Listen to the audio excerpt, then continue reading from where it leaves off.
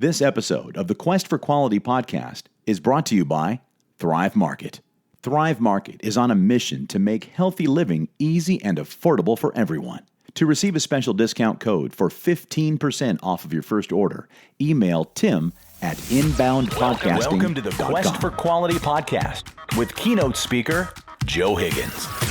In terms of Quest for Quality, this is really about living a quality life, having a quality career. If you always aim for quality in your life, you will almost always find success at some point in the longer term. For decades, Joe has shared his quest for quality message with thousands of business professionals across the country. Some of you may know our keynote speaker. I would tell you he's a legend in the industry, and it's great to see him back with us. I've had the privilege and honor introducing some very famous speakers to you. They were all great speakers and showed you how a winning attitude brings success. But our next speaker is even better. Joe Higgins has walked in our shoes. Joe's the only speaker in our history that we've invited to talk to us 2 years in a row. The Quest for Quality podcast presents a universal message under the umbrella of 4 areas of Joe's unprecedented experience and expertise.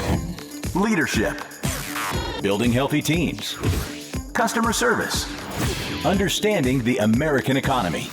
I'm trying to let people get that message that it's taken me 40 years to learn. I've had a lot of experience. I've gone through major levels of an organization, have trained and worked with and supervised thousands of people over my career and created leaders at the Whirlpool Corporation today that are running the company.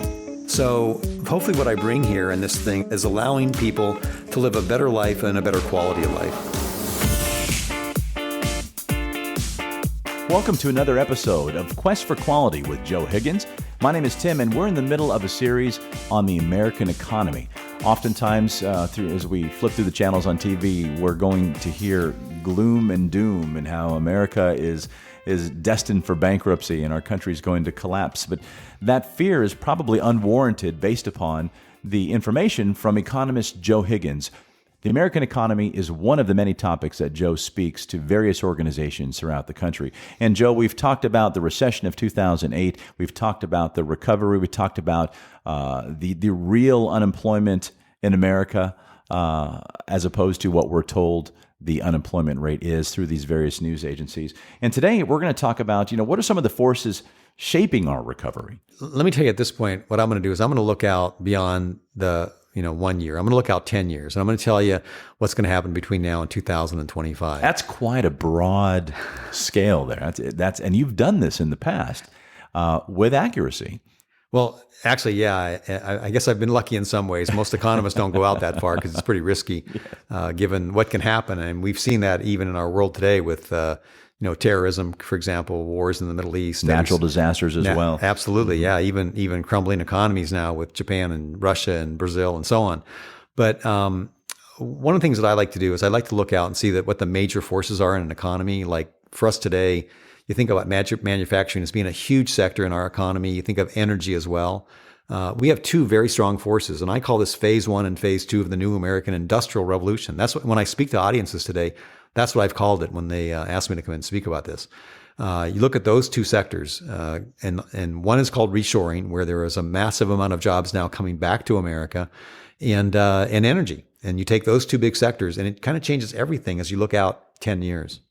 So reshoring, if you can explain that a little bit more. The jobs that were overseas before are now coming back home to America. That's exactly what it means, Tim. Let me put it in a kind of a different way and take you to China 30 years ago. Mm-hmm. If you looked at America back in the late 70s, early 80s, jobs are going to China en masse. I mean, we were paying 60 cents an hour for wages in China back 30 years ago. Today, that number's a little over $5, probably moved to $6 this year. They're getting 20% raises every single year. That changes the game for manufacturers now. Looking at China, it raises the cost dramatically. Plus, you have other things going on in China, and we're starting to see that. For example, we had a situation in China where they had a one-child policy for more than 30 years. And today we have 40 million more men in China than we have women. This is a group that keeps the Communist Party elders up at night. Trust me when you think about this. This is a demographic that can protest, that can be violent, can want their way. And if they don't have women to start families with, it's an issue over there. And they're seeing that now. Plus, they have fewer workers. The other issue that's going on in China is the massive amounts of pollution that's going on in that country. I flew into Beijing a couple of years ago, and the air quality was so bad they had to divert the flight to another city. Now, Beijing is on the water. Beijing is on the ocean, and we normally associate here in California with being on the water to better air quality. That's that way all over China, and the people are fed up with it. As a matter of fact, they started a war on pollution in China, and that raises costs. So when you look at China today and you say, wages are going up and there's fewer workers, so supply and demand in terms of work raises costs, you have a different situation today than you had 30 years ago, even 10 years ago. And that is creating an issue for American manufacturers to saying, I don't want to be in China anymore. We're going to bring jobs back to America. And you're seeing it with big companies, Ford Motor Company, for example, General Electric, Caterpillar, Whirlpool Corporation, Electrolux. I mean, these people are bringing jobs to America in ways we've not seen in a long time. Even Apple Computer opened up a place in Austin, Texas, where they're building the Pro Mac. People thought that would never happen, and yet it is. Even there's a company I like to use this example. Lenovo is a computer company that has a computer facility, a manufacturing facility in China, and they're building their ThinkPad in Whitsett, North Carolina. That's how far we've come. Experts are saying that China will lose 85 million jobs over the next 10 years, and we'll get a share of that. And as I think I said in an earlier podcast, we've recovered 30% of our manufacturing jobs since 2010. So those jobs are coming back. And that's shaping America as you look out between now and 2025. That's a big impact. And China, obviously, China's in some kind of problem. I mean, we're going to see their slowest growth now in the last 14 years. And they were demonstrating recently for democracy, of all things. No American company wants to be involved in a country where human rights issues are second fiddle to the government. And that's happening in China. So I see a period next 10 years where we recover in manufacturing, jobs come back to this country in a big way, and companies change their direction. The other thing I'll tell you is that technology companies, as they grow in America, they're building factories here because they don't want to build in China anymore because China steals their technology. There's a great book out called Death by China, where they talk about how many people go to China, lose their technology, and then the Chinese compete with them later on, take their customers, and they go out of business. American manufacturers know that, and they don't want to be involved in that. Just keep it right here in our own backyard. That's right. It's safe. So, Joe, I was on your website, qforqwithjoe.com, and you have several videos up there of some of the speeches you've done in the past. And I noticed in one of your speeches last year, you discussed the impact of oil and natural gas on the economy and the impact it would have on our recovery. So what is going on in this area? Wow, this is a big one, especially today, because I bet you when you came here today, you filled up your car and it cost you, what, $2.30 or something like that? Which is pretty good, comparatively speaking. Pretty amazing. Yeah. Now, I've been talking about energy really for the last 5 or 6 years as well. Energy is one of the other very large sectors in the economy. It affects everything we do, not just for us, but for everybody looking at America. There was a great survey done by Boston Consulting about 2 years ago, and they asked CEOs whether or not they were thinking about bringing jobs back to America. 54% at that time said they were thinking about it or they were doing it. And then there was another survey done, I think it was Deloitte, where they were looking at CEOs worldwide, and they asked them the same question. Are you thinking about bringing jobs to America? And again, the number was a little bit higher than that. 64% said yes, they were.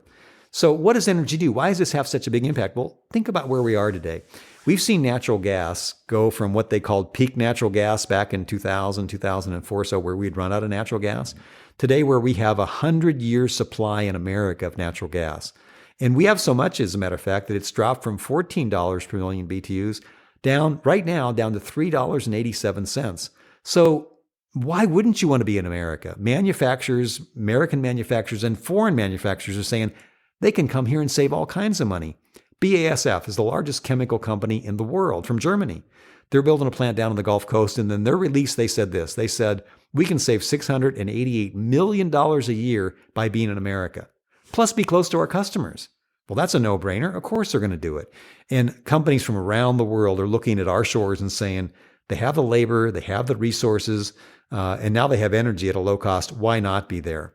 So natural gas is a big part of that, but oil also. I've been talking now the last few years at conventions about the price of oil and the impact that it's having, and about the glut of oil. We're going to produce 10 million barrels of oil a day, probably within the next year or two.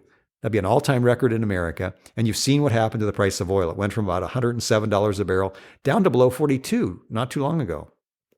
Now, I know there's been stuff on the press about, oh, this is horrible. This is bad for America. Well, if you want to feel bad for Venezuela or Russia or BP or ExxonMobil. I'm sure you feel bad for those guys and all the profits they've been making, and especially some of the countries, Saudi Arabia, Iran. But the fact is that back in 2008, we saw the price of a barrel of oil drop from $146 down to $42 or so in that range.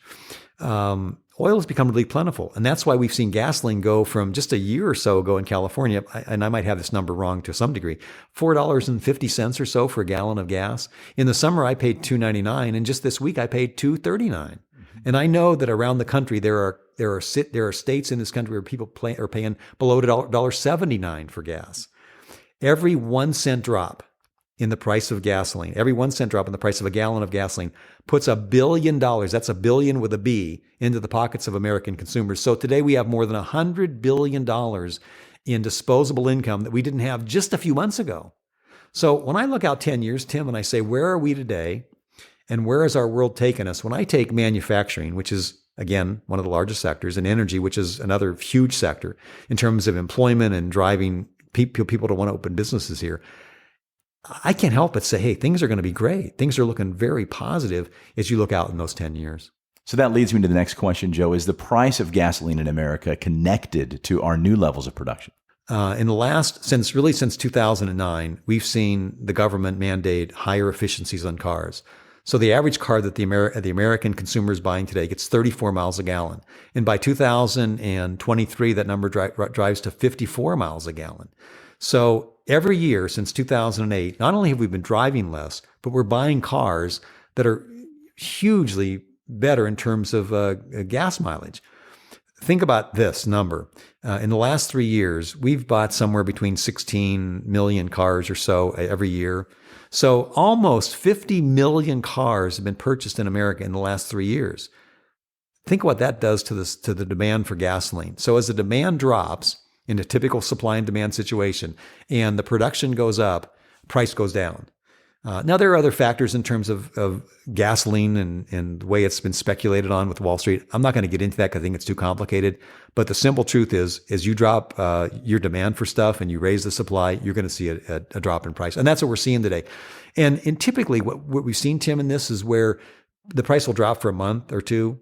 Well, we don't believe that's going to happen. We believe that over the longer term, at least the next 12 months, you're going to see gas at this level, and that's good for the economy. So what about the foreign companies who are looking for space in America? Why would they want to be here now? For one thing, we're the leading economy in the world. America is the one country right now that's rising up out of the swamp. When you look at South America, you look at Europe, you look at Asia, America is the shining star. I mean, Russia's nearly imploding with the sanctions we put on, and Brazil's having their issues. Japan recently went into recession. When you look at the costs involved in being in foreign countries and shipping to America today, which is where the real economy is happening. First of all, the cost of oil back then, it was cheap to ship stuff across the waters. And as oil has gone up in price, that's changed. Now that's moderated recently, but we still know that in the longer term that oil will probably go back to its price range of around $80 to $100 a barrel. Shipping goods across the water can be expensive. Plus, being close to your customers is really a good thing in terms of having, ready supply of inventory. And we know that you can drive costs down through logistics that way. So companies are coming back here and want to be here because of all these different reasons. But the supply of energy from natural gas to oil and stuff makes a difference. They want to be here because they're saving money and energy in a big way. And you're going to concede that to continue over the next 10 years. So will there be a correction in the stock market this year, do you think? Well, absolutely. Will the bears return? I said last year that I believe that there would be. You got to keep in mind that margin debt is one of the highest it's been in many, many years. We've seen 6 years of a bull market run. That's unprecedented. We saw a near correction. I think the Dow was down 9.7%. A correction is defined as anything beyond 10% reduction in the market. We almost got there in October. Matter of fact, my friends were calling me and saying, see, you were wrong. And well, it turned out to be a pretty good year anyway. But yeah, I think we'll see a correction. I think that's a given. But I don't think that that's going to change the direction of the market. I still think the market will be up between 5 and 6% this coming year, and the market will be in pretty good shape. Corporations are profitable, and if corporations are profitable, that means in the longer term, then the market will stay pretty good. We're not going into recession. We know that. You need economic booms to create economic busts, and we've not seen a boom, and we probably won't see a bust over the longer term. Well, once again, more positive news regarding the current state and immediate future of the American economy. Thank you, Joe. We have one more episode in this series, and coming up next week, Joe discusses the impact technology has and will have on the American economy over the next 10 years. Hopefully you're enjoying and even learning from the podcast, and if you are, please make sure that you subscribe to the podcast so that you don't miss a single episode. As soon as we post a new episode, you'll find it right there in your playlist on your computer and mobile devices, or from whatever you're listening to your podcast on. Hey, if you're interested in contacting Joe Higgins to speak to your organization personally, or maybe appear at an upcoming convention regarding the current state and future of the American economy, or maybe some of Joe's other topics, like building healthy teams, building high-performance cultures within an organization, superior customer service, and leadership, just click on over to www.q4qwithjoe.com. It's very simple. The letter Q, the number 4, the letter Q with Joe.com. Hit the Request Joe button, fill out the form, and Joe will get right back with you. If you have a question or perhaps a comment, or maybe just some general feedback for Joe, we would love to hear from you. We make it simple too. All you have to do is record a voice memo on your phone and email it to me directly, tim@inboundpodcasting.com.